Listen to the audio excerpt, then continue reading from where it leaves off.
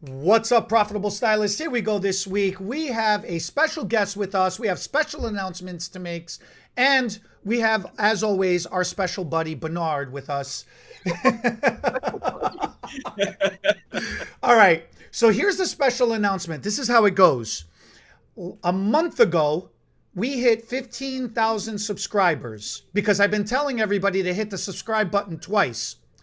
And all of you did that 15,000 times, and we got 15,000 subscribers.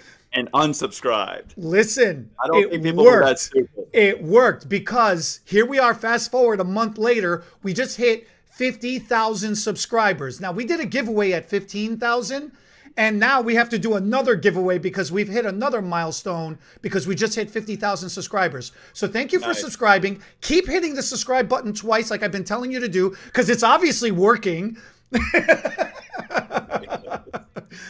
And for the 15,000 giveaway, we gave away the Xenogen travel kits. So that was a lot of fun. For this 50,000 subscriber giveaway, because I've been telling everybody to subscribe correctly, I am going to give away my education on the Profitable Stylist Academy. I have a great coverage course. I have a mastering the bob haircut, and I have a highlighting class. So I'm going to be giving a bundle of those three programs absolutely for free because I appreciate you as a subscriber. Put in the comment section below two things. You are a hairdresser and you are registered on the Profitable Stylist Academy online. So then this way we can unlock those three class modules for you in your account. But you have to be a licensed cosmetologist to be able to have an account on the Profitable Stylist Academy. And this way we can, like I said, unlock those modules on your account. Now we have special guest Jude Grayson, who's going to explain to us why Bernard has been telling me that I am wrong and somehow I still magically got us to 50K subs. I had to explain to Eddie that when people have when they think wait. I love that Eddie's taking all the credit. It had nothing to do with the social media strategy I put together. Not a thing. And the education Bernard put into the videos. Yeah. Hey, Bernard, remember that video from like 2 days ago on Facebook that's already at 1 million views? That wasn't us. Nope. That wasn't us. Nope. No. Did we send Eddie that care package of gratitude we meant to send for all of his... Thanks, bro. I did. Look, here it is right here. There you go, Eddie. In case you didn't get it in the mail. Yeah, right. You just airdropped it to me. Thank you. The algorithm can see through my one hand to the other. So, listen, we just came from Facebook where we'll have to say some of that stuff again. I apologize to some of you guys. But listen, Jude Grayson here, he owns a karate studio and he travels the country teaching karate, and I'm probably totally underselling who he is and what he does, but I remember one day he and I, humble beginnings, sitting in the back seat feeling like rock stars because the wives are in the front seat driving and we're just sitting in the back talking like we got chauffeurs, you know. And I said, I can't figure out this Instagram thing. He says, hand me your phone. And then it looks like he's handing my phone back to me, but no, he's just face scanning me so he can get in my phone. And I go to grab it and then he pulls it away. And then I'm like, oh, right there. I was like, I am so stupid to this whole phone thing. You remember that moment? Do you remember that moment? I do. I don't remember that moment. I remember the talk though. I remember the setup. Yeah.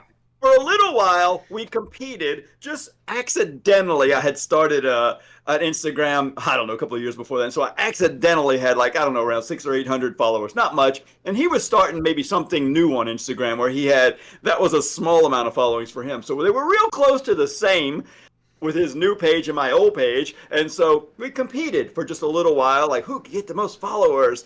And don't get it, you know, but for a few weeks I was keeping up with him, just barely, watching a lot of YouTube videos, trying to cheat and figure out how to get more people with all the right tactics and the hashtags. And then I just gave up. I could never really get out ahead of him, you know. Because you weren't telling people to hit it twice. You got to tell everybody to hit the button twice. Yeah, that's what it was. So from there was the beginning of our relationship. where I realized like this dude knows all the social medias and how to work them. And so one of the things I've been carrying with me from salon to salon as I started to understand a tiny bit, and I'm kind of doing the same thing with a tax talk right now. My accountant saves us so much money in taxes. I'm trying to deliver the 3 or 4 major points that I'm getting from him. And then I got some questions and I'm like, ooh, I got to go back and study that. So same thing with this. Eddie and I have been trying to pass on some Facebook knowledge to the community out here. And I was like, we got to bring Jude on to see if we're even telling the truth. But I want to try to summarize a couple of things. We decided through some of Jude's counsel that if you're building a local brick and mortar, like most hairdressers are, business, that Facebook outshines most of the other social medias for a few reasons. If for some reason you could summarize that and then go into the, well, you want to do that first? Let's kind of do that first since we have a new audience here. Why Facebook? Yeah. So who are you first? Yeah. Let's tell. Oh, yeah. Delayed Hi, I'm Jude Grayson. introduction. Yeah. So I'm co-owner of the Profitable Stylist Academy, but I own 7 companies and a foundation. Most of them are martial arts related. And I travel the world as a trainer for martial arts instruction. So, outside of having brick and mortar locations, I also teach seminars. So I'm very deep into the education space. So when we're talking about how to gain traction, whether it's at a local level and international level, I have a lot of deep-rooted experience in working with organically built communities at those different stages and levels, and that's really where my expertise is. It doesn't rely on, having one video pop and then having this fake audience from this one thing. Although we've done that and had videos with 4 and 5 million views, and virality is cool. But what I'm really into are tactical authenticity and your ability to use social media to upscale your life and to be able to outclass the competition when it comes to actual tactical usable information, not pie in the sky like 500 company CEOs and TED Talks telling you all this stuff that then doesn't translate to the niche of being a hairstylist, but instead saying, I understand the stylist community. I know how your community is built. I know who you. There are a couple things that are tangible, that are real, that you could do today. Actual today, you could end this. You could do these things, and they will make a huge difference. And the first one that you have to get over in that is understanding Facebook's place in your life compared to other social medias. Number one, it doesn't really matter what social media you enjoy using in your personal life. We're not talking 100% about your personal life. Some of it is, but what we're talking about is your business life. We're talking about how you eat. We're talking about how you make money to live and survive and make your career exist. And when we're talking about that, Instagram's great, but if you use extensions in on a client and use hair extensions, that's going to get all over the globe. And some dude from Sweden is going to like that post. But if you don't live in Sweden, they're never going to buy hair from you. They're never going to get serviced by you. So their like may make you feel good, but you're fishing in too big of a pond to ever capitalize and turn that into money. Instagram, TikTok, YouTube, they all have their place for stylists. I'm not saying that you can't eventually use them, but Facebook's power lies in the fact that it is the current version of the peer-to-peer network. You can follow anyone on Instagram. However, on Facebook, no one's really going to accept you unless you have a friend in common. So by building your friend network, making sure that your network of friends is authentic to your brick and mortar location, and then those friend of a friend outreaches means that you're only 1, maybe 2, maybe 3 degrees of separation from knowing someone in person, but they all live within a community that can participate. And lucky for hairstylists, literally close to 100 of the people in your city use your service. You now just need them to use you.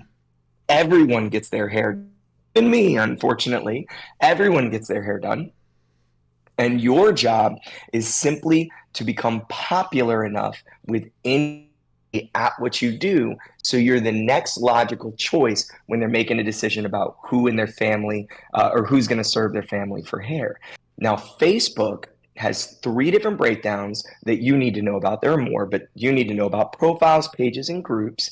When I'm talking about Facebook as a peer-to-peer network, and I'll talk about the others for a little bit, but if I want to get you tactical, I want to give you steps you can take today, we're going to be talking about the Facebook profile and how to use that to make sure that you build an authentic network of peers who enjoy watching you succeed in the community you live in. And then eventually they want to be part of your success. That's what we're going to be talking about today.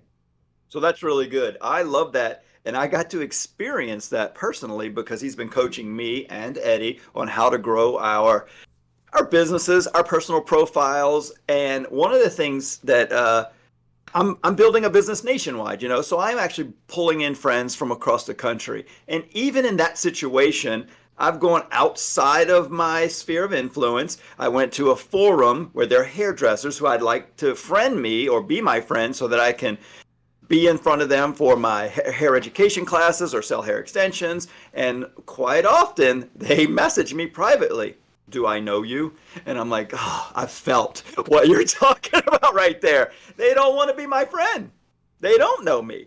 So when you said Facebook is a friend to friend, I think even their algorithms lean that way, right? Like they recommend friends of friends, which tends to be in that geographical location as opposed to, now, if you travel a lot, and you friend people in other parts of the country, Facebook might mess up and think their friends are your friends and recommend them. But for the most part, it's a very locally from your brick and mortar. It literally grows out from there. Is that a better, is that not better, but is that a good summarization of what you're saying? Accurate enough. Yeah. Accurate? Is it accurate? Yeah, for sure. Accurate. I'm always messing with his word.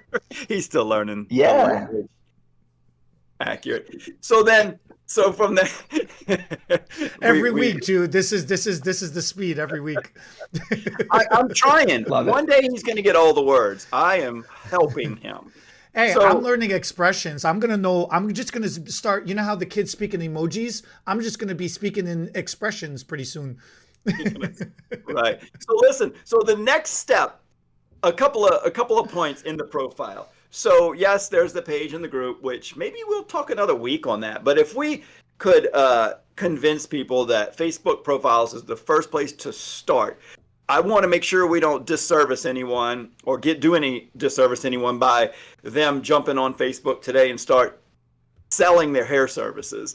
If you think that's the next step to go into, real quick, the limit to Facebook friends is 5,000. When you get to 5,000, you could say you won, you've arrived, now you need the next step. But Jude told me that about a year and a half ago. Like your goal should be to get 5,000 friends on Facebook. I think I did it around this time last year, actually. I think maybe it was October. And I did the math and I was like, I got to get this many friends per day to get it done by the end of the year. So like Christmas was my goal. And I got locked out, kicked out of Facebook a few times. They thought I was a robot, asking for too many friends. I looked so desperate for friends. I felt so stupid some days, but it was like a game. It was like friend request. And for me, the goal is to get as many friends as possible on Facebook. Why not? Why not? You're on there, you're communicating. The bigger your audience is, the better. So I thought, you know what? If I'm going to share on Facebook, why not have as many friends as possible? But the disservice I want you to kind of touch on is what and how to post so you don't look like I love the grocery store or the farmer's market analogy. Yeah. What should we post and when and how often? Okay, so let's definitely first talk about with regard to people's distaste for Facebook, especially stylists. Okay. The stylist community is naturally, for the most part, drawn to Instagram. And it makes sense why. Hair is a visual medium. It pops out in the Instagram form. Plus, everyone who's a hairstylist knows their favorite stylist. They know their favorite hair shows. Those things pop on Instagram. because they build trends and they build following, and you don't have to live near them. Stylists got to remember that, yeah, you may like using, let's say, TikTok, or you may like using, let's say, Instagram, and you like using those platforms so it feels natural to post there. However, you as a stylist go to the watering hole of Instagram to get inspired. Right. You're not advertising to stylists. You're advertising to Jennifer, mom of 3, who lives 2 streets down from you, but still doesn't know you do hair. Perfect. Jennifer doesn't care what Vidal Sassoon quote you have hung on your wall. Right. That deep into the hair industry. Your big understanding of why Facebook, it works is the pushback I get too. I hate Facebook. I just don't like it. And I go, really? How many friends do you have? And they're like, 300. And I'm like, well, that's why you hate it. Or less. You hate, or less, right? You hate Facebook because you got a Facebook 10 years ago in high school and you filled it with a bunch of fake friends that you didn't like then. You weren't your real self on Facebook. You were hiding from it. And now you have a bunch of fake friends on Facebook that isn't real, and they don't know the real version of you, and you don't post, so they don't follow your successes. They're not cheering you on, and you don't like them anyway because you don't know the real version of them. So every time you roll past their story, you're like, ugh, this person, ugh. That's, of course, close out Facebook, go to Snapchat. However, there are tons of people that's not their experience on Facebook. Tons of people, like, if you ask, why do you stay on Facebook? Well, my family's on Facebook. Right. Everybody's family on Facebook, which means everybody's on Facebook. I don't care what else anyone says. Jennifer down the street is on Facebook because her mom only knows how to use Facebook, and her mom only pictures the grandkids on Facebook. So Jennifer's posting pictures of her grandkids where? On Facebook. And that's where you need to fish, because that's where Jennifer is. And that Jennifer, she needs her hair done, and she lives near your salon. So once you understand, Jennifer's a hell of a client. Yeah. Oh, Jennifer spends big money. We love Jennifer. That's number one. Now let's talk about your real question, which is, all right, so what do you post? Fine. I've gotten you to agree that you're willing to try. Well, first off, let's dabble into what Bernard talked about. You need to build the pond with friends. So keep in mind, you live in a community of 30,000 people. You only get 5,000 friends. Well, that's fine. I guarantee 5,000, 30,000 people who live near you get their hair done. So start there. I put together something you might not know, Jude. I've done the math for how many hours a week we work, how long a client takes to do, and we can only service correctly rescheduled clients about 160. So I bump it up to 200 for a safety margin. We can only service 200 clients well if we're doing it right, making money. So we only need a day. What are you talking about? 200 clients total. That's 200 clients total. Eddie's are you saying solo stylist with no assistants and no double booking or triple booking? Solo stylist, individual, right. So that's what most people are, though, Eddie. Most people are starting off, you're doing one client. And let's go on the longer side. I know some clients can be done a half hour, some in an hour and a half, but let's just take an hour to make the math easy. One client, you take an hour to do, color, highlight, cut, whatever, averages out, and you work about 40 hours a week. Well, that's 40 clients. And if they're coming back every 4 weeks like they should, that's 40. Wow. So you only need 200 clients to keep yourself busy? So 160 at the low end. Then you got a little bit of attrition and other problems, and people go 5 and 6 weeks. So I've done the math, and that's about any really good Christmas party. I mean, 200 people total. I know. I've done a lot of the math that hairdressers. So what is that, like 40, 50 grand a year? Oh, I mean, depending on what, raise your prices. It doesn't limit your income. Right. No, but what a baseline. I've never thought about it that way, right? Because what a way to establish a baseline of income. And then from there, if you start bringing yourself down to 30 minutes, you've just literally doubled your income with the same 200 clients. Faster, have assistants, double booking. There's a lot of ways to increase it. Wow. Well, Go let's ahead, talk. Let's talk about that number just for a second. Most people who don't have what a stylist would call a full book, who don't have 200 clients, right? They look at 200 and think 200 is impossible. Well, yeah, when you're looking from 20 clients to 200, it seems insane. But instead of looking at what you have as actionable clients and then comparing that to what you want, one thing you could do is you could say, okay, I have 20 clients and then I have 100 friends on Facebook. Well, here's the number I just understood. You have 20 out of 100. Get to 5,000. Whoa, what just If happened? you can make 5,000 friends happen on Facebook, on your profile, if you can get 5,000 friends, then I'm here to tell you, you can up whatever number you're at. If you take a community, and let's look at it from the reverse, if you take a community of 30,000 people, you go down and you have 5,000 friends, and you're really focused on using your Facebook profile only to build a friend to friend network with people who live close. You're not, building your Facebook profile in a way where it's going to give you, people to network who aren't going to buy. Like, let's say for a second, you're going to be using this as an actual business opportunity. If that's really your focus, then you need your 30,000 people to turn into 5,000 friends who's going to pull your 20 clients up. That's the key, right? You need the tide that your boat is in to rise, and your 5,000 friends is what's going to do it if you turn around and do the steps I'm about to say. So now let's talk about what to post. We've talked about why Facebook over everything. We've talked about getting rid of maybe some of the distaste you have for Facebook, and maybe by now you're willing to buy in and give it a shot. And by the way, none of this is specific to hair. This is specific to brick and mortar, period. Right.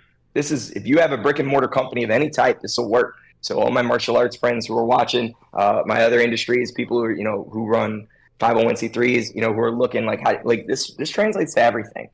The brick and mortar success goes through the peer-to-peer network with Facebook. So now let's talk about your posts.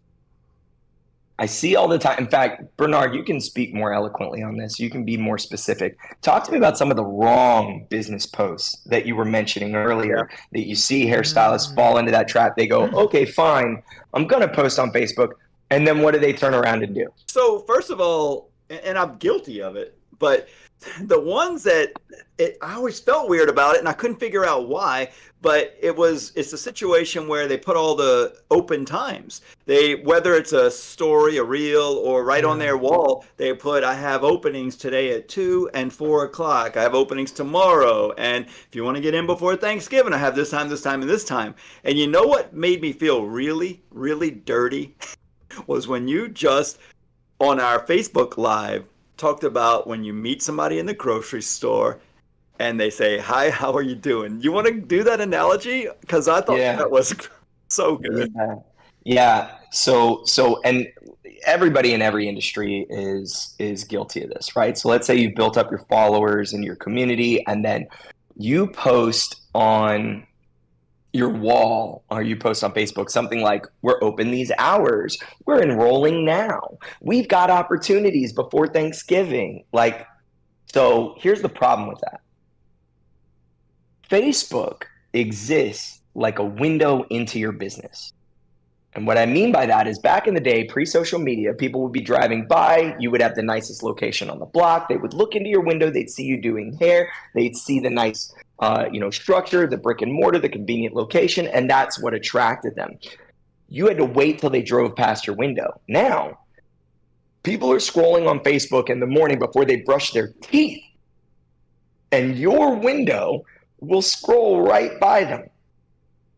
All you have to do is make sure that you show a look into what you do to them. So now, let's imagine somebody was walking by, that picture I just put in your head about someone walking by your hair salon.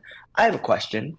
Where in that picture in your head that you just had, did you zoom in to look on the door to see their hours of operation. Did you do that? No. You looked through the window to see the chick doing hair in your head just now. You looked at the beautiful logo. You looked at the brand. You looked at the place in the community where it stood.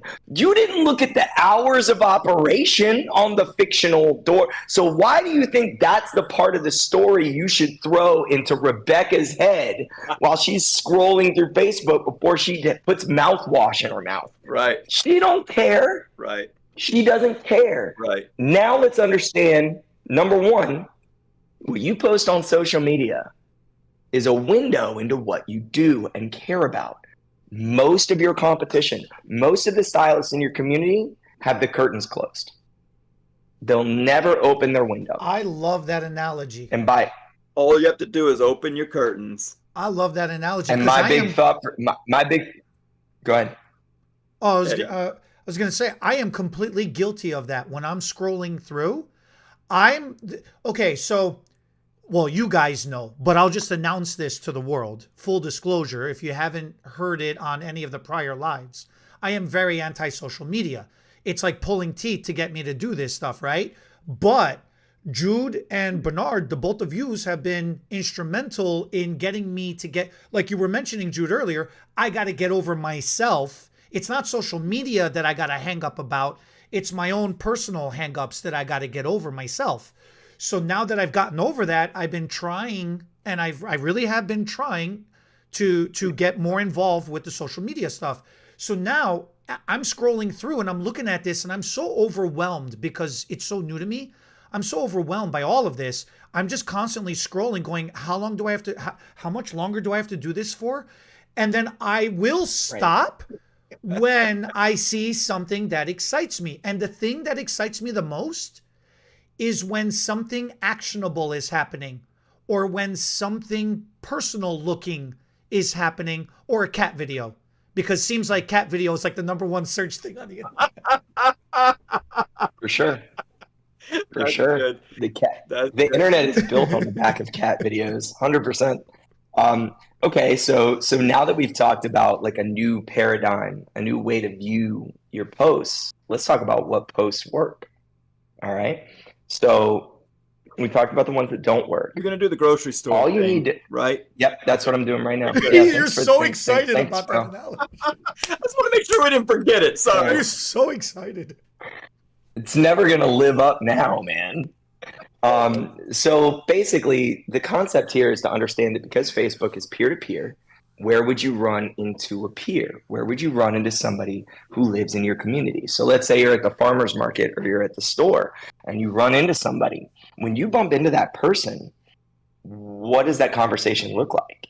Well, it looks like that person being like, yo, what's up? I haven't seen you in forever. And then if your response is, I'm having a sale for Thanksgiving right now. Everything is half off. I'm having a sale. Would you like an appointment? It's great. Doesn't that make you feel dirty, Eddie? It's like, that we don't so do that in real life. Come over at 2:00. I have time to meet with you at 2:00. The level of gross. And by the way, that's not even how the whole experience works. That. The whole experience is a little more. It's a little more like 4 of you accidentally ran into each other at the store, and you all kind of took turns. You're like, yo, oh my God, what is this, a reunion? This is crazy. Jennifer, how you been? How are the kids?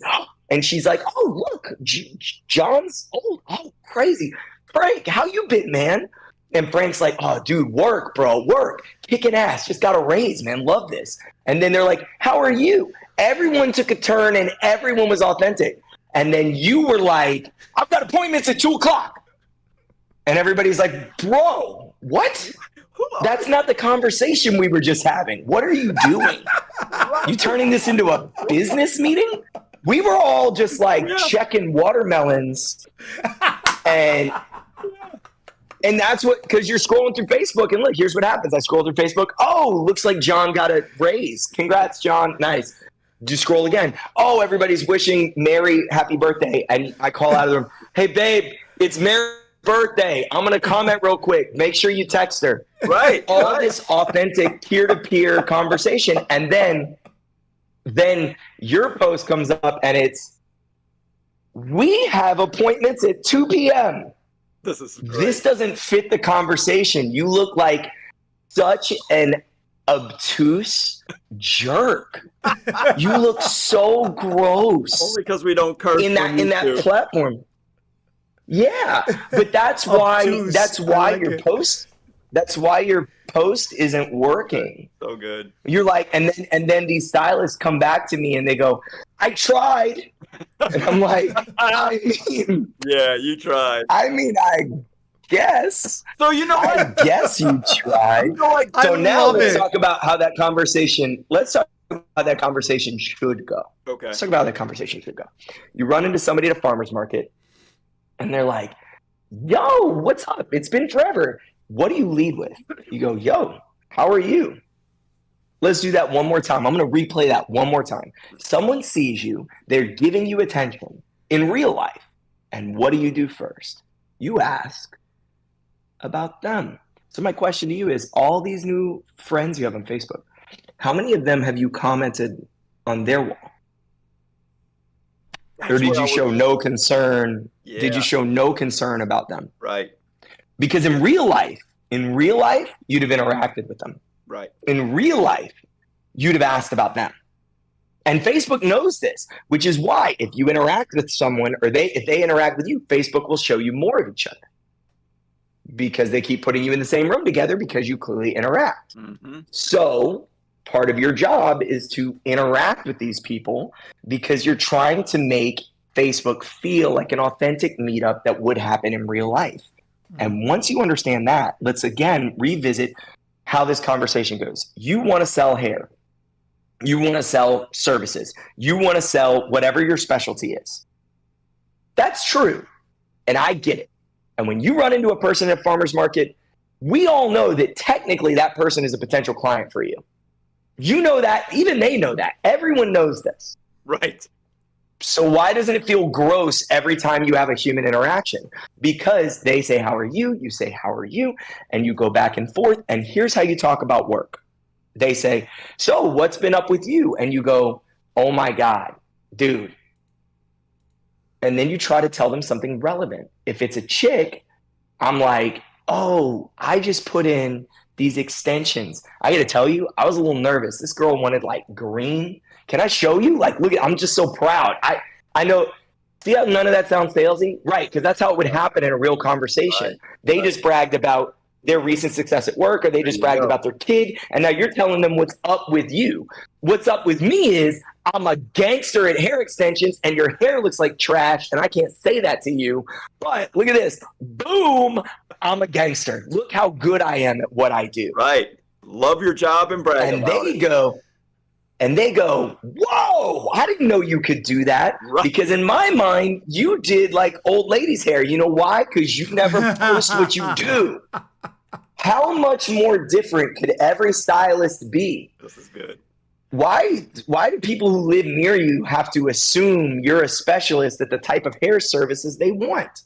Why would they assume that? They don't know you. Right. They don't know you unless you expose it. So what your wall should look like, what it should look like, is coming from a place of how would you talk about your recent work experience in a positive way at a farmer's market. And I'm going to get more into the positive way thing too. That's important. But hear me out. You go to make a post. If you are struggling with words, I'm going to help you. I'm going to let you figure this out. Post the picture or the video first. That's number one. And then start with when this happened. The key to telling any story on social media is if they can see what happened in the picture or the video, you have to tell the story behind the camera. Oh, wow. That's the rule. That's the rule always. You're never supposed to be redundant. If the picture is of some chick's green hair and you go, check out her green hair, no one's going to interact with this. But if the real story went, Jesse's never had her hair dyed before. I wanted to make sure I gave her a great experience. And I was actually really nervous because she's 16. Her mom finally gave her permission. She trusted me. I didn't want to let her down, have her be upset with the way she looked. And Lord knows I was nervous that when her mom found out she was green, that I was going to get, like, I was freaking out. But look how good it came out. Now what happens in the comments? Ooh, Jesse's hair is awesome, blah, blah, blah. Right, because there's a story to interact with. More than that, you laid so many raw feelings on the table. We could comment on, thank you for being so real. Thank you for saying you were nervous. I get nervous too. I thought you were always confident. I'm glad. There's so many levels of. So when you in a farmer's market, when you pull out your phone to show somebody the picture of the hair, I have a question for you. Whatever you say when you hand them the phone, that's not the post. Everyone makes that the post. I'll give you an example. If I pulled out my phone right now and I said, I just did this chick's hair, look at this. That gets them to look. But that's not the story on Facebook. The story is, what do you say next? Because here's what you do. Everyone will do this naturally at the store. You'll go, check out this chick's hair. They go, wow, that's cool. What do you say next? Do you go, yeah, can you believe her mom let her get green? I was nervous, bro, but yeah, it came out great. Or you go, dude, I had to do that in 60 minutes or she was going to miss her homecoming photo. Whatever you say once they're looking at the photo in real life, that's the caption. Because that's the story behind the photo. Yeah. No one needs to hear, look at this. That's how you get them to look in real life. Remember, they're already looking on social media because they're scrolling. Right. You don't have to tell them to look. Right. Your job is to tell them the story behind the image or the story behind the video. Once you recognize that that's actually your caption, all of a sudden the comments start coming, the engagement goes up, and that's going to lead us to our next subject, which is how to properly use engagement to build a natural audience. But I want to know if you guys have any more thoughts on how to build the structure of the post and what that should look like. Go ahead. Go ahead. That's what's been catching my attention when I've been scrolling through. You articulated that so perfectly because I didn't realize that's what I've been doing. What he does. Right. That's precisely what I've been doing. I've been scrolling through and it's like, oh, check this out. Yeah, okay, I can see. Oh, look at this. Yeah, okay, I'm looking. Oh, I did this. Yeah, good for you. And then I'm scroll again and it'll say something like, holy cow, I can't believe it, or man, I pulled this one out of a hat. I pulled this one out of my backside, and I'm like, wait, what? What did you pull? How did you pull? Wait, what? Well, hold on. Back. Let's scroll back here. So what you're doing, Eddie, right now is what caused me to write a note down. And ironically, Jude was just talking about going into it next. I think, it's perfect for our places in the social media world. Jude does it way more than I do. I do it more than you do, Eddie. But I just listen to you tell a story, and I'm noticing a step you're missing along the way. And it's what he's getting ready to talk about. It's the currency of this free place we're in. Like we can't pay to advertise in a profile, but there is a currency. No. And there is a way to pay, and it's through engagement. And you're not doing it, and I'm not doing it enough. Like when you're doing that scrolling, even if things aren't as wildly interesting as you'd like, you should at least give people credit for posting, give a little comment, a thumbs up, something, because then those people see your post later. You need to give the compliments and the conversation. He's going to articulate this so much better, but that's kind of what you're well, that's what I've been practicing lately, because that's Jude actually. What did we? It was like 2 weeks ago. We just talked about this. It was like a couple weeks ago. We just literally talked about this. Yeah. So I've been starting. I'm in the start of the engagement. Yeah. So I'm gonna qualify something real quick. If you guys if you're still watching this, you're this deep in. If y'all aren't following Profitable Stylist Academy, I want you to go look at something that's very interesting to me. Go look at the TikToks.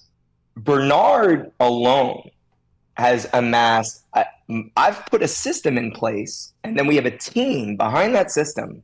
And Bernard has had single videos hit millions of views, and I mean regularly. Just 2 days ago on a different platform, on Facebook, he had a video get 1 million views. Here's why I'm telling you that. Number one, it helps qualify me that I know what I'm talking about. Right. And number two, and this is what I think is powerful, I didn't teach Bernard how to speak. I didn't teach him how to be who he is. I didn't teach him. He is no smarter. He is no better at hair. He's no better of an educator. But he's no smarter in the hair space due to me. And yet he went from not 1 million views to 1 million views. What's the difference? I didn't make him who he is. We followed the plan I'm telling you. Right. And once you understand that, this plan doesn't change who you are. It reveals what you're doing to people who might potentially care. There are people in your city who love their stylists, who have a passionate, deep relationship with the people who do their kids' hair. Why couldn't that be you? You only need 200 people out of 30,000. Why couldn't you be that person for 200 people? And the answer is they don't know you. We should have led with this. Can we start all over? Can we start over? Actually, you'll often find somebody just said, Mr. Clark just said facts. Yeah, facts. I mean, it's just being real, right? And by the way, you'll notice for me, I'll give you a small secret. How about like a real tactical tip that's off subject, but it's related to what just happened? I know where you're going with this. The videos, almost 100% of the time when I write a post, I take the last 2 sentences and then I put them up at the top. Dude, when I've been editing the videos, Jude was videoing me a couple of times, and I do this whole like, this is why you should do this, blah, blah, blah, and I end with whatever I say, and I tend to summarize it all. And he goes, "Okay, let's do that a video again and say that last sentence first." And I'm like, oh, okay. So now I do my videos here in this studio. Oh, yeah, and instead of redoing it, I just duplicate the last few seconds, so it's the end and the beginning, move it to the front, and it's like me cutting the hair, and people want to see that. And then when you realize one truth that I'm about to tell you, it's everything. When you learned grammar back in high school and you learned how to structure a story, you learned about the thesis, which is what we're going to talk about. You learned the conclusion, which is the summary. Here's the problem. When you're speaking in real time and you're live, you're warming up your points. You think you know where you're going, and then you naturally go somewhere else. So can you see how your speaking is your rough draft?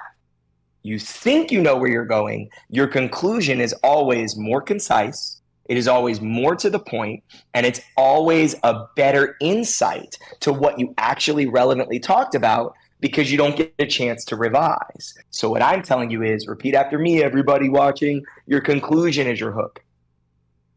Do it, and then take your conclusion and use that as the title. That's your hook. Almost always. Yeah. Almost 100% of the time. So anyway, conclusion is the hook is like another cool then to learn that? What? No, I just did it. I just did it for you, bro. You graduated. Congratulations. I like how you blessed me. I like how you just blessed me. Sorry, I grew up Catholic, man. It's a bad habit. All right, look at it's going off the rails. What were we talking about? We're talking about something. Okay, so we need to get tactical. The currency. We need to get tactical here. Did a little bit about engagement as currency, but I think you should clarify it. I am. So with engagement being currency, Bernard nailed all the big points, which is Facebook is going to reward you when you like and you comment on someone. So you can build a relationship of visibility by interacting with people. That's number one, reason. Facebook rewards interaction. Facebook doesn't understand interaction. The algorithms don't know if it's of a complimentative nature or if it's a diss or if it's someone disagreeing with you or if it's a fight. All it measures, for the most part, now there's some stuff behind the curtain, but for the most part, for what you guys are going to use, What's happening for Facebook is they see you like this, they see them like this, they go, let's get those guys having a conversation again, because they'll spend more time on the app. That's how Facebook wins. Once you understand how it's designed, which is Facebook wants you to stay on Facebook, then you comment. When I teach this, I call this the rules of engagement, which is funny play on words, but the reality is the rule of engagement. I'll burn through them real quick for you. Number one, you must love every post. Don't just like it. Like is the default. Facebook wants you to what? Spend more time. Anything that takes more time will be. Yeah, wait that second. Facebook will disproportionately reward you for taking time to find the correct emoji. Right? So you love it. You don't just like it. You care about what they did. You don't just like it. That's number one. Number two, you always leave a comment. It costs you nothing but time.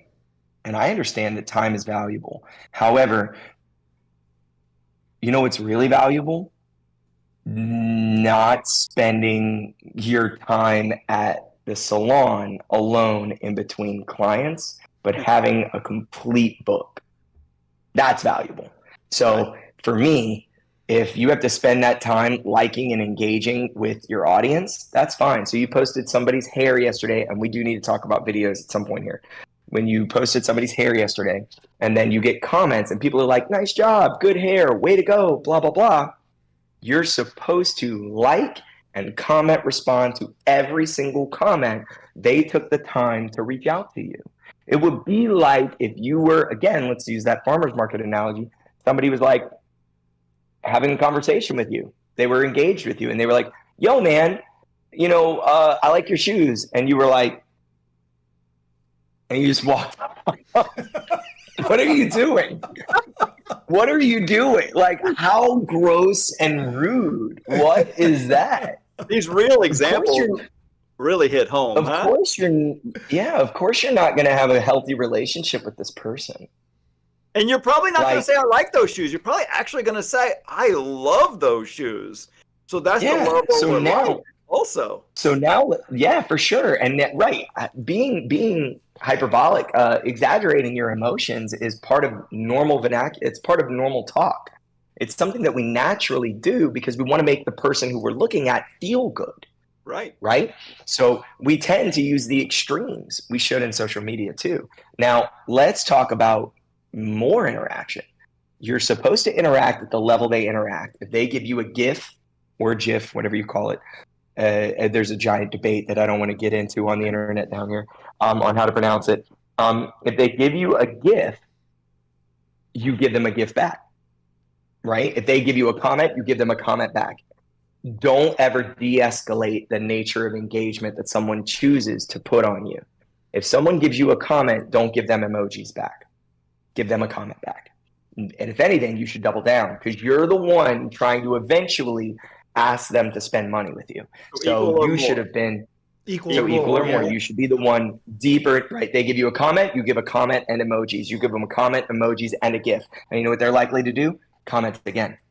Now you have a comment thread. Facebook sees the comment thread happening. It shows it to more and more people because they say, oh, this must be interesting. More people might also spend this much time on this comment thread. Right. Let us show it to more people. Mm-hmm. And all this does is social proof you. You've got a ton of people who live in your city commenting on some other girl's hair. And now all those people in the comment are going, I want to be the girl with the hair that everybody's talking about. That girl's hair looks great. I want that. They're looking at their little Facebook picture where they just posted, they got their hair done and nobody commented except for their mother. And she said it looked terrible. So this person's experience on social media with hair is totally different when they interact with you. When you build an authentic audience who really loves what you're doing. So that's rules of engagement. You've got to reach back in kind, and then you have to care about them. Somebody asks about you, you want to go the extra mile. Click on their profile, go comment on their most recent picture. Comment on their just like if you got the chance to brag about your hair to somebody in real life, you would then say, so what's been up with you? Right. You have to do that on social media. Does it take time? Yeah, making money usually does. Not much though. It doesn't. Right. Yeah. Definitely a lot easier than going and interacting with humans in real life. Right. Well, let's say it this Your way. ability to build authentic relationships with and maintain them and manage them with hundreds of people is now tangibly possible. Like remembering their birthdays. Facebook just does it for you. You don't have to. It really helps you maintain a level of authentic relationship that before would have been completely impossible. At some point, I do want to hit video. Yeah. And I think that's like the last tactical. Eddie's thing dying we need to to say hit. something though. Yep, hit it, Eddie. Go, baby. No, I was gonna.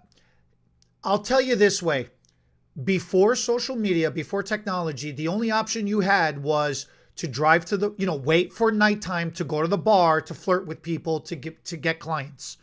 Right. You had to wait till you got hungry to go to a restaurant to flirt with the waitress. So because the waitress was your billboard. If you got the waitress's hair done, everybody saw the waitress, you got more recommendations. You went to the ice cream parlor or wherever you went. You just had to physically go places. There's only so many hours in a day to make those connections. Right. Yeah. And then you have to think how you did it in a non-dirty way, like he's saying, like you didn't just blurt out your So now let's use your analogy real quick, and let me give you something real tactical that I didn't even have written down. Okay. The idea of using the hostess as or the server or the bartender as your billboard means you're going to get clients that go to that place, right? Mm-hmm. So why don't you find the most locally famous person who's crushing social media right now in your city and go do their hair? There you go. Right. If you're the person who does that person's hair, that's the place where you want to be successful, is on social media. Like I'll tell you, I've got 5,000 friends, right? I've been maxed out forever, but my friends are on an international network because that's where I'm at. They're not localized to where I live. However, my wife's, for the most part, is. My wife's majority of her friends, because of our brick and mortar martial arts school, is really localized. So the person who does her hair and tags her in those hair transformations would get paid dividends in popularity on social media, in social proofing, because of all the people who are going, hey girl, your hair looks so fab. You want to be the person posting that. Right. So there's got to be somebody in your community. I'm sure that there's a PTA president in your community. Do her hair. Oh, sure. And then post about it real out on social media. And that's where we're going to talk about the next piece, which is it didn't happen if it didn't happen on Facebook. If you tell me you saw 3 clients today, I'm like, really? Show me. This is, what this reminds me of is, does a tree make a sound if it falls in the woods? Does a tree make a sound if it falls in the woods? Who knows? Did it happen if it wasn't posted on Facebook? Who knows? It didn't you didn't actually do her hair if you didn't post it. Nope. If your curtains are closed, it never happened. Right. Never happened. That's totally crazy, right? You have to document, like not have to, but if we're talking about tactics, you should document literally every single thing you do. Now, I understand some people want their privacy, but most of your clients would love to show off their hair at the moment it looks best. In fact, the moment it looks best, most people forget to take a picture. Now, imagine your salon has a killer backdrop, the right lighting, and then your session ends with this.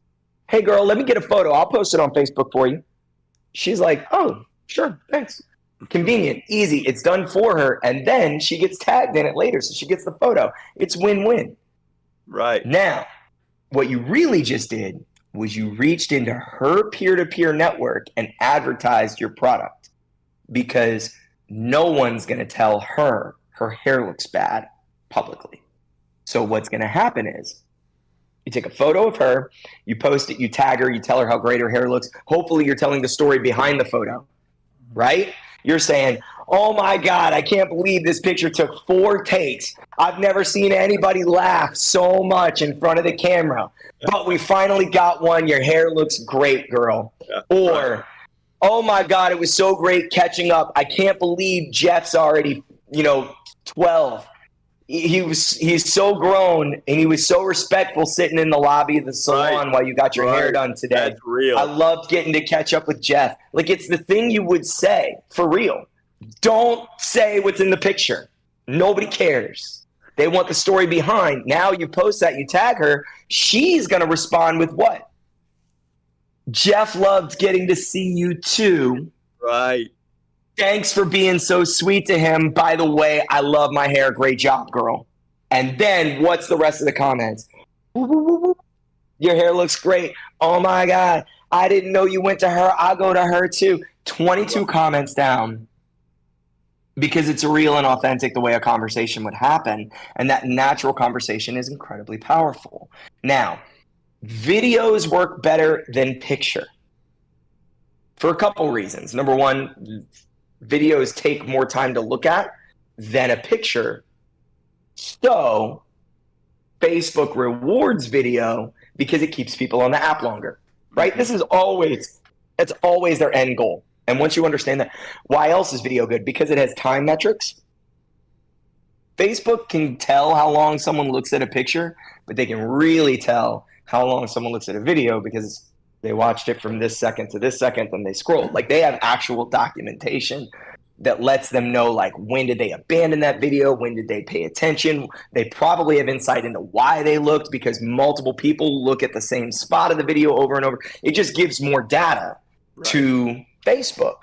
And so they can really, on a deeper level, measure that. So you can see why that's attractive to them. But then let me tell you why video is attractive to you. Not everybody who looks at your picture is going to engage, right? Okay. But there's no countable metric for that. They're going to look at your picture and scroll. Right. So you can measure that you got 20 likes and 4 comments, but you don't know how many people looked. So they don't don't show you videos, views on pics, just on video? Correct. With videos, there's a little thing in the bottom corner that tells you how many people viewed. And that view count tells you a lot of information. Like, I posted a video on my personal Facebook yesterday. Keep in mind, this isn't any of my, big platforms, just my personal Facebook.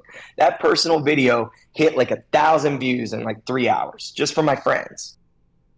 And it got more comments than it did likes for the first hour because the move I did was really unique and really interesting to everybody. And they're like,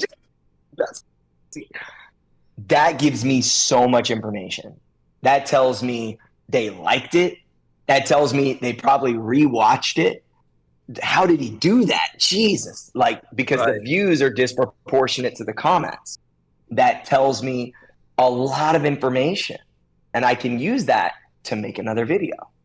Because this is how my audience that I've built, and I'm not being businessy, I'm being real.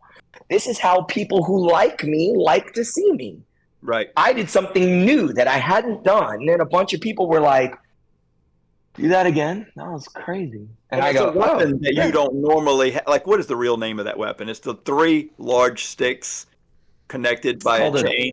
It's a 3-sectional. It's a 3-section. It's a 3-sectional staff. The Korean word is a samdangbong. That thing is cool. It's more of a traditional old school weapon, and it's for like high ranks only. So it's real like exotic looking because color belts can't use it, and low rank black belts can't use it. And it's traditionally not used in the extreme way that I did it. Anyway, so that it got a lot of high ranks like, whoa, nobody ever does that. That was wild, man. Cool. Good job. Yeah. That was interesting. So for you guys, video is cool because hair is an incredibly visual medium. All it takes is one app. You can get any video editing app. I'm not going to name one here because I don't want to advertise on accident here. Pick a video app. Until they pay us, right? Just record a before and after. Before and after pictures just don't do it justice. Here's why. Hair is a feeling. Hair is how does it move with the person? How full is it? Can you show that the extensions are hidden even when they move?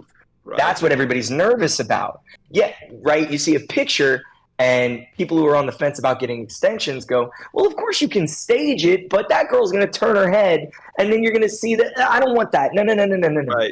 Right. All the apprehension can be explained so quickly in a video. The thinness of their hair pre-extensions can be shown simply by having her do this. Right? So if you just take a video and the girl goes here, here, here, spins, and then you have her do it again afterwards, you take that before and after video, you put them next to each other, you post it, and then you don't talk about just what you did for the hair. You talk about the story behind it.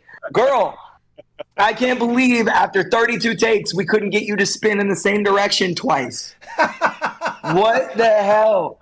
Do you not know how clockwise works? I'm just kidding. Look how much more full your hair looks. I'm so proud you took the dive. Remember that? Yeah. That's, dude, all those behind the scenes, man, that's crazy. So, like, let me give you one more idea on this. Are y'all old enough / young enough? You're going to be the right spot to where in the 90s you watched a show called on VH1 called Pop-Up Video. Does anybody remember this? Yeah. Not me.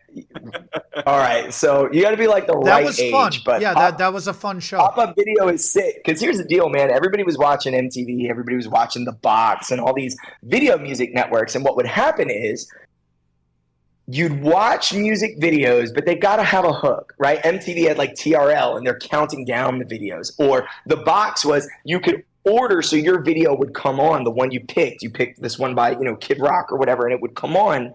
And so people are using them more for they're using that version more for listening parties. So how does VH1, what's their hook?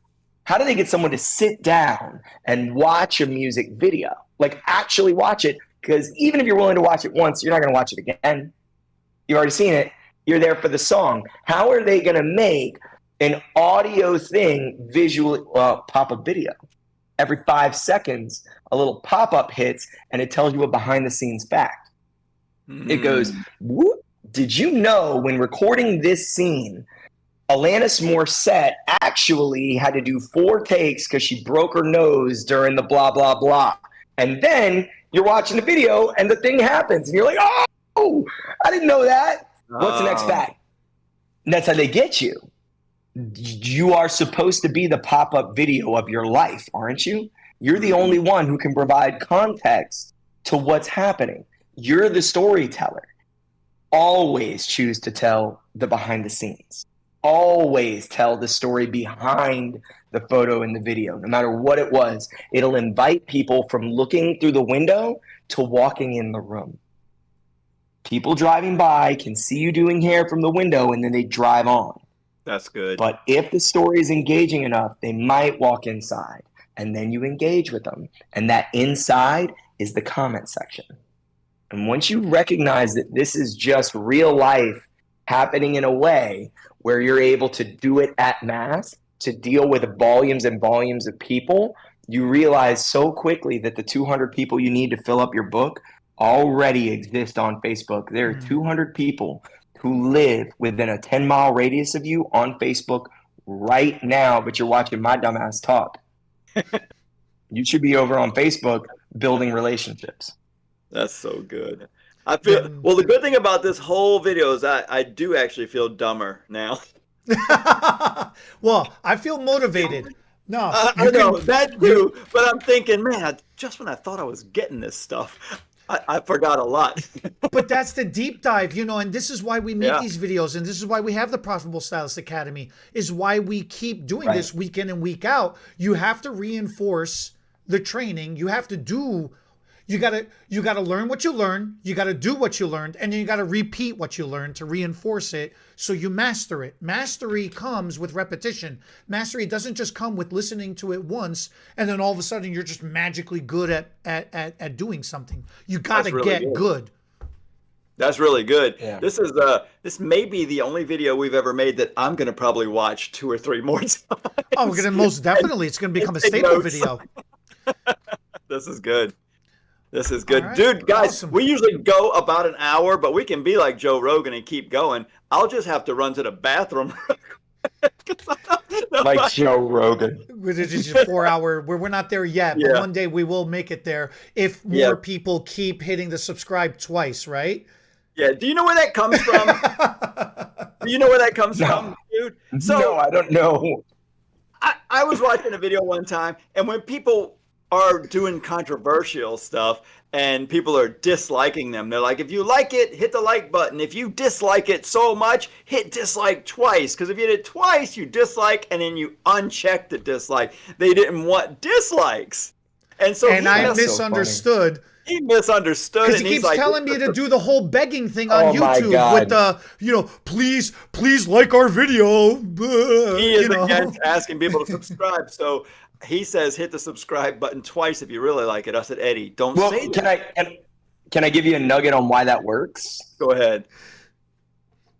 Because people get into the habit of watching social media instead of engaging with it.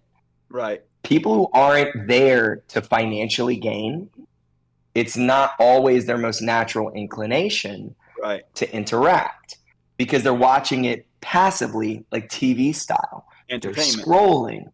They're not stopping to individually engage. Now, they will for a birthday. They will for blah, blah, blah. Now, take that out of the peer-to-peer network of Facebook and go to somewhere like YouTube. They're watching. They're passive. They're sitting. Their hands are not even on the phone. Right. So for them, it's not necessarily that you're begging. It's that you're having to remind them this isn't the TV. They can interact with you. They forget because they get in YouTube mode. Yeah. And when you take the time to be like, hey man, don't forget, like and subscribe real quick. That's what keeps this thing going. You're kind of being like, hey man, you like this channel? Like, I'm a human, I'm a person, I'm not a TV network. You could make me be able to keep showing up if you just pay me in the currency that YouTube cares about, which is engagement. Just like and subscribe, and I could keep doing this if you like watching me. And most people go like, hey, yeah, I forgot about that. You're right. Yeah. Okay. You're right. Eddie, It's not begging. If I can get if I can get an outro song, if we can get an outro song, I will start doing it then. An outro song. Okay. That's right. Not an intro song, an outro song. My kids have this hair down song. Yeah, that's right. Hold on. We have a song. Damn Bernard's it. and they're Bernard's kids, and the song's awesome. They use it for the podcast. Fine. So fair enough. Right. Boom. I just heard the whole thing the other day. Vincey has it on our playlist, and I was like, are you kidding me? And then we listened to it in the car together. Fair is fair. Good. Fair is fair. If we're going to start using that, send it to me. We'll start plugging it in. Fair is fair. I just shot myself in the foot. Yeah, you did. Fine. Yeah, you know what? I was so motivated during this interaction just now. I was like, how can I, without anybody seeing, I snuck my phone up and took a picture of us because I'm like, this is what I'm doing right now in my life. I need to post it and tell people this is what because so often people just think I'm just a hairdresser, and I haven't cut hair behind a chair in a decade. Just because you said that, I'm going to do it right now. The peer pressure is so real. We're peer pressuring right now. I love it. I love it. Yeah. So Eddie's doing it the wrong way. No, I'm going to do it this way. You got to. Oh my God. You got to do it. All right. I'm the grandpa of the group with this thing. Right. We have to have a whole lesson about which way to hold it. And by the way, if you're watching this right now, let's say somebody's actually stuck around all this. If you're watching this right now, I'm going to give you a call to action right now. You ready? Step 1, get your phone out and point it at this camera. If you're watching this on the phone, screenshot. Step 2, you're a stylist. Go post this on social media. Oh, all right, balloons. Where's all that coming from? Why are you getting that stuff and we don't? So, because it's hand signals. Look, this does the heart. What? If I do this, is it gonna? Nope, didn't happen. What? I think you have to point your. You gotta be more like this. Or how do the kids do it now? The kids are like have a different. No, this is not working on my phone. I wonder if that one works. Because you have an iPhone. Take this post and then look, when you post it as a stylist, if you want non-stylists to like care about this type of thing, tell why you watched it. It's the most real thing you could say. Say, man, I watched these guys talk about social media and it felt like hanging out with friends. and getting to learn something from my mentors and getting the opportunity to realize that I can take the next step in my business, and I want to do that. I want to be more engaged with my community. Do you know how many people in your friend network will be proud of you for taking your business seriously? Like, a lot of people will support you and they'll go, man, good for you. Way to go, Jennifer. Way to go. I love that you're taking your hairstylist stuff so seriously. Right. Like, all you got to do is showcase your life, right? Gary Vee and all those guys call it document, don't create. I don't know how much I get on board with all of that. You got to be careful with what you agree with from some of these guys, because they're talking at a Fortune 500 company level, and sometimes it worked lower, and sometimes you got to pick and choose. Right. But I will tell you, if you can remember, don't close your curtains.